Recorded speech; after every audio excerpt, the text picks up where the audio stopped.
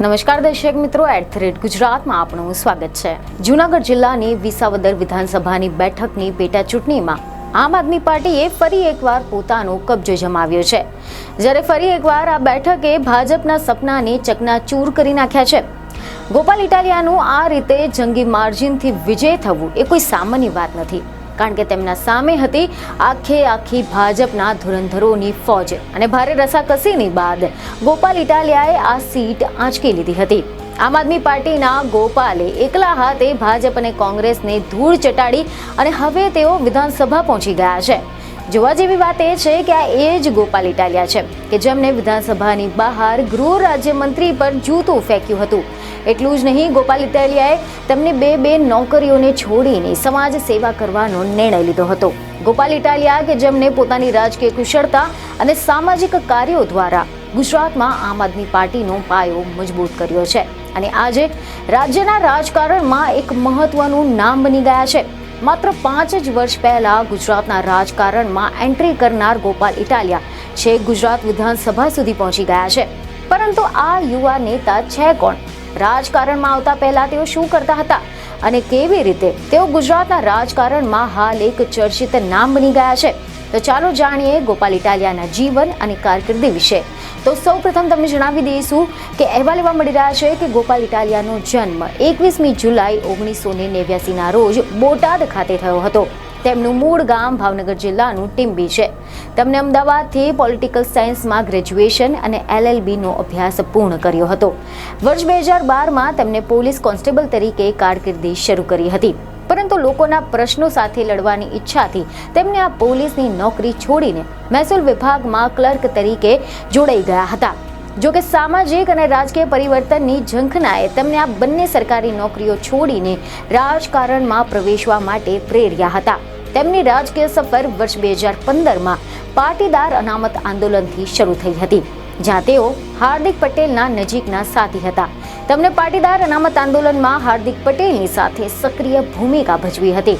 ત્યારબાદ તેમણે ગુજરાતમાં ઠેર ઠેર કાયદા કથાનું આયોજન કરીને લોકોને તેમના હક અને અધિકારો અંગે જાગૃત કર્યા હતા। આ કાર્યક્રમોથી જ તેમને ઘણી બધી લોકપ્રિયતા હાંસલ કરી લીધી હતી। આ કાર્યક્રમોના કારણે તેમને ગામડાઓ તેમજ નાના શહેરોના યુવાનોમાં એક અલગ જ ઓળખ ઊભી થઈ હતી।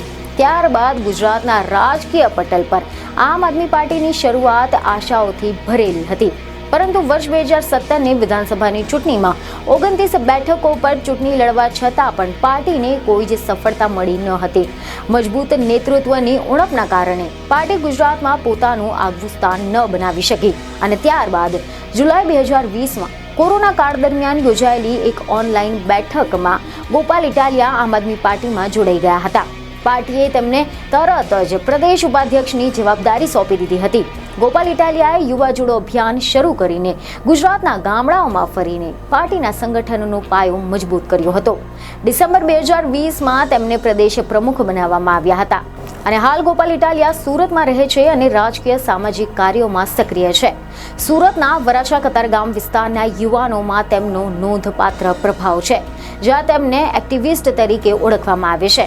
જોકે આમ આદમી પાર્ટીમાં જોડાયા પછી તેમની ધાર્મિક સ્થળોની મુલાકાતો અને વર્તનને લઈને કેટલાક યુવાઓ નારાજ પણ જોવા મળી રહ્યા છે કે જેઓ તેમના અગાઉના નિવેદનોની સાથે આની વિરોધાભાસી ગણાવે છે।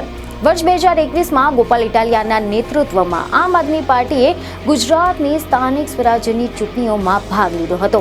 ખબરો એવી મળી રહી હતી કે સુરત મહાનગરપાલિકામાં પાર્ટીએ 120માંથી 27 જેટલી બેઠકો જીતી હતી, જ્યારે કોંગ્રેસ પાસેથી વિપક્ષનું પદ પણ છીનવી લીધું હતું અને આ સફળતા ગુજરાતમાં આમ આદમી પાર્ટીની પ્રથમ મોટી ઉપલબ્ધિ હતી।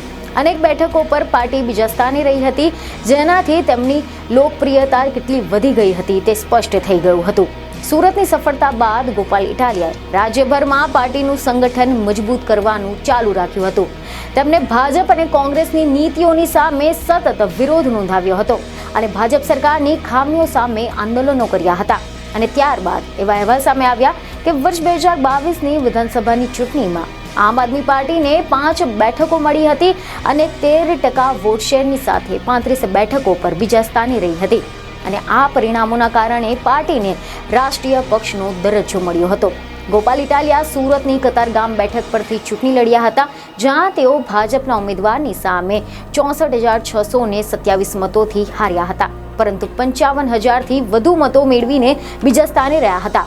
વર્ષ 2022ની ચૂંટણી બાદ ઈશુદાન ગઢવીએ પ્રદેશ પ્રમુખ અને ગોપાલ ઇટાલિયાને નેશનલ જોઈન્ટ સેક્રેટરી બનાવવામાં આવ્યા હતા.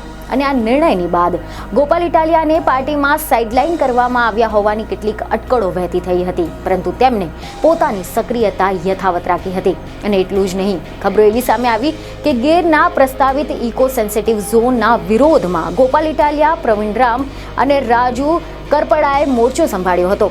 ગોપાલ ઇટાલિયાએ આ મુદ્દે આકરો વિરોધ કર્યો હતો અને પ્રસ્તાવ પાછો ન ખેંચાય તો તે તલાળાની ચૂંટણી લડવાની પણ જાહેરાત કરી હતી. અને અંતે વિસાવદર બેઠકની પેટા ચૂંટણીમાં પાર્ટીએ તેમને ઉમેદવાર બનાવ્યા હતા અને ગોપાલ ઇટાલિયા આખરે વિસાવદર વિધાનસભાની પેટા ચૂંટણીમાં જીત મેળવીને વિધાનસભા સુધી પહોંચી ગયા છે. સમાચારોમાંથી એવું સામે આવ્યું છે કે તેઓ જ્યારે રાજકારણમાં ન હતા ત્યારે તેમને તત્કાલીન ડેપ્યુટી સીએમ નીતિન પટેલને કરેલા ફોનનું રેકોર્ડિંગ સોશિયલ મીડિયા પર વાયરલ થયું હતું. વર્ષ 2017માં ગુજરાતના તત્કાલીન ગૃહ રાજ્યમંત્રી પ્રદીપસિંહ જાડેજા પર કથિત ભ્રષ્ટાચારના આરોપોની સાથે તેમને જૂતું ફેંક્યું હતું, જેનાથી મોટો જ વિવાદ થયો હતો. અને હવે ગોપાલ ઇટાલિયા ગુજરાતના રાજકારણમાં એક ઉભરતું નામ છે, જેમણે પોતાની નિડરતા, સામાજિક સંઘર્ષો અને રાજકીય વ્યૂહરચના દ્વારા આમ આદમી પાર્ટીને એક નવી ઓળખ અપાવી છે. વિસાવદર પેટા ચૂંટણીમાં તેમની જીતે ગુજરાતમાં રાજકીય પરિવર્તનનો સંદેશો આપી દીધો છે. જોકે વિવાદો અને યુવાનોની નારાજગી તેમની સફરમાં પડકારો ઊભા કરે છે, પરંતુ ભવિષ્યમાં તેઓ ગુજરાતના રાજકારણને હવે કેવી દિશા આપે છે તે જોવાનું રસપ્રદ રહેશે. પરંતુ ત્યાં સુધી જો તમને અમારો આ વિડીયો સારો લાગ્યો હોય તો આ વિડીયોને લાઇક અને શેર કરો. બીજને ખબર સાથે ફરી મળીશું. ધન્યવાદ.